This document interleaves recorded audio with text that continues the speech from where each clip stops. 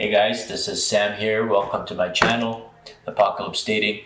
And today I'm going to be sharing with you the 3 common mistakes that guys make when they're texting girls. So, the number one thing I notice with clients is that they will banter too much.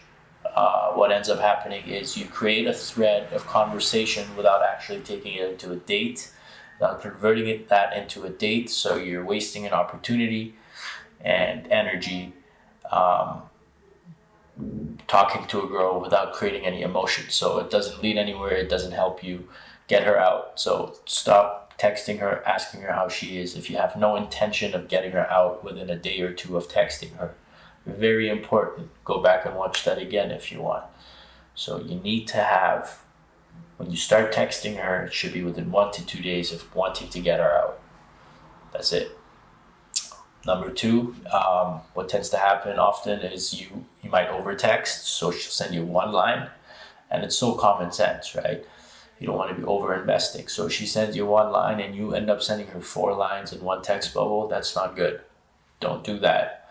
That communicates that you're overthinking and you're really invested in her, and she's not even invested in you. She's got like 25 dudes in her phone right now hitting her up.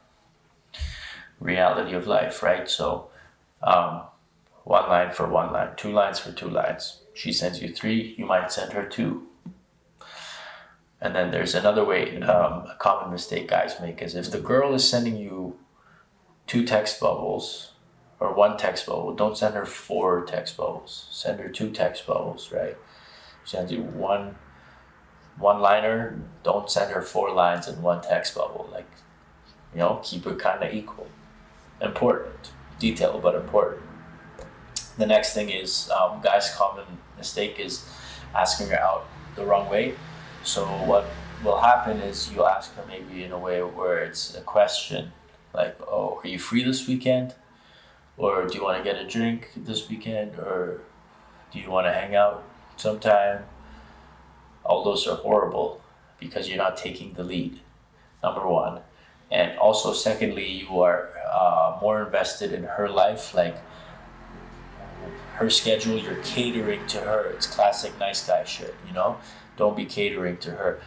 You want to portray that you actually have a life and that whatever you guys plan is according to your schedule, not her schedule. Very important. So the way you frame that, instead of asking those questions like, are you free this weekend? Or, what you could do instead is say, you ask her, hey, what are you doing today? She says, working. You say, I'm working too I've got work until 8 p.m. Let's get a drink afterwards. Way more powerful. It's a statement. It lands. It leads. You're leading. You have a life. I hope you have a life. If you don't, just pretend you have a life. But for real, you gotta portray that you have a life. Otherwise, you're gonna get sucked into her. Are you, what's your schedule? When are you free? None of those things are effective to ask. You want to find out when she's free by telling her when you're free, and then she tells you when she's free. That's generally how it works. All right, guys, I think that's it. That's all I wanted to cover today. If you guys need more help on texting specifically, I have a free Facebook group where I share some of the screenshots. I also have a mailing list where I'll be actually sending you the 3 first texts that I send on Tinder that are very predictable, that usually ends up in the number and then the date. So this method is very predictable. If you guys want to know the first 3 texts I send on Tinder, join that mailing list and make sure you guys subscribe, like, and comment.